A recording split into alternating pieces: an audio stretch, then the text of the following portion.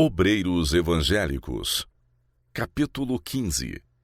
Estuda para te mostrares aprovado. A causa de Deus necessita de homens eficientes, homens preparados para fazerem o serviço de mestres e pregadores. Homens de pouco preparo escolar têm trabalhado com certa medida de êxito.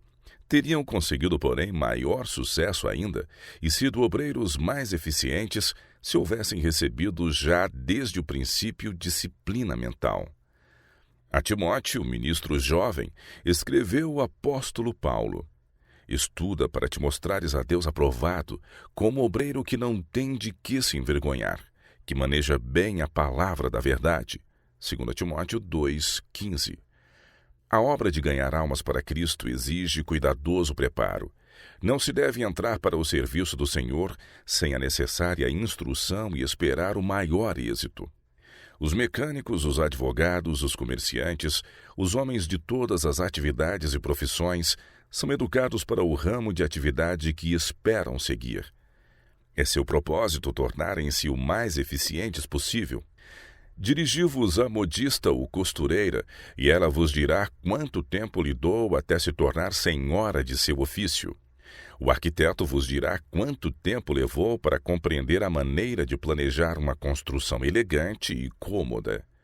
E o mesmo se dá com todas as carreiras a que os homens se dediquem. Deveriam os servos de Cristo mostrar menos diligência em preparar-se para uma obra infinitamente mais importante? Deveriam ser ignorantes dos meios e modos a se empregarem para ganhar almas? Requer conhecimento da natureza humana, acurado estudo, meditação e fervorosa oração, saber como aproximar-se de homens e mulheres para tratar dos grandes temas que dizem respeito a seu bem-estar eterno. Não poucos dentre os que têm sido chamados para cooperar com o Mestre têm deixado de aprender seu mistério.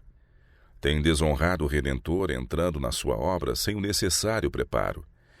Alguns há que, enfadados com o falso verniz a que o mundo chama refinamento, têm passado ao extremo oposto, tão nocivo quanto o primeiro. Recusam-se a receber o polimento e refinamento que Cristo deseja seus filhos possuam. O ministro deve lembrar que é educador, e se nas maneiras e linguagem se mostra vulgar e sem polidez, os que possuem menos conhecimentos e experiência seguirão a mesma trilha. Conhecimento superficial. Um jovem ministro nunca deve ficar satisfeito com o conhecimento superficial da verdade, pois não sabe onde se lhe exigirá que testemunhe em favor de Deus. Muitos terão de comparecer perante reis e doutos da terra, a fim de responderem por sua fé. Aqueles que possuem compreensão apenas superficial da verdade não têm sido obreiros que não têm do que envergonhar-se. Ficarão confundidos e não serão capazes de explicar claramente as Escrituras. Fato lamentável é que o progresso da causa seja prejudicado pela falta de obreiros instruídos.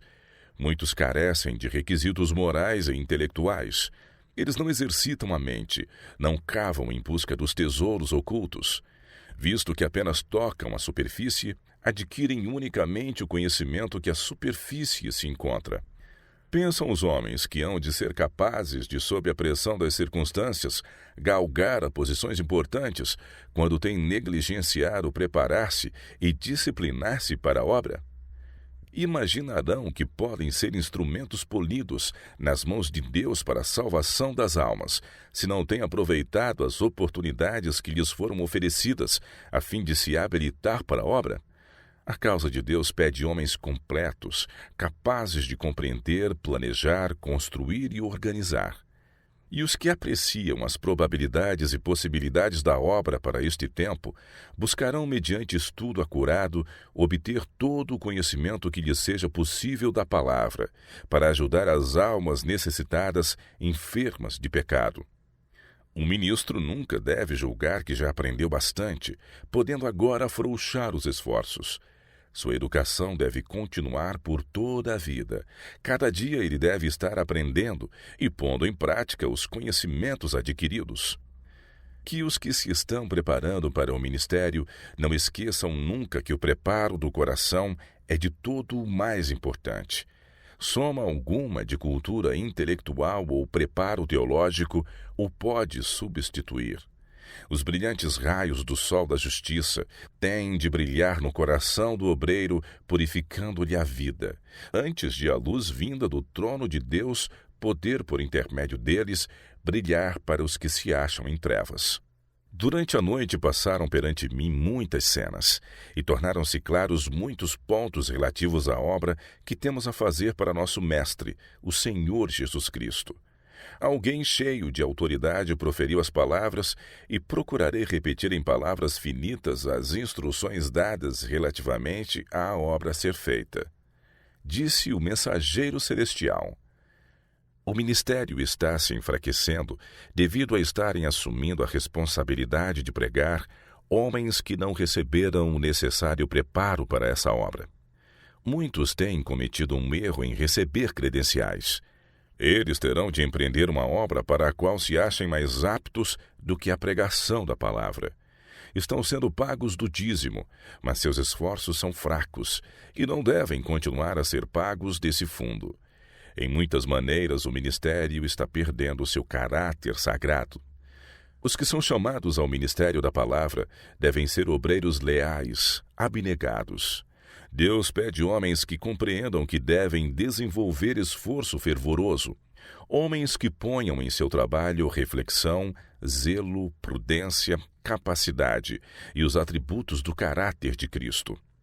A salvação de almas é obra vasta e requer o emprego de todo talento, todo dom da graça. Aqueles que nela se empenham devem constantemente crescer em eficiência. Devem possuir desejo fervoroso de robustecer suas faculdades, sabendo que elas se enfraquecerão sem uma provisão sempre crescente de graça. Cumpre-lhes buscar atingir em sua obra maiores e sempre maiores resultados. Quando nossos obreiros assim fizerem, ver-se-ão os frutos, ganhar-se-ão muitas almas para a verdade. Mais elevado do que o sumo pensamento humano pode atingir é o ideal de Deus para com seus filhos. A santidade, ou seja, a semelhança com Deus, é o alvo a ser atingido. À frente do estudante existe aberta a senda de um contínuo progresso. Ele tem um objetivo a realizar, uma norma a alcançar, os quais incluem tudo o que é bom, puro e nobre. Ele progredirá tão depressa e tanto quanto for possível em cada ramo de verdadeiro conhecimento.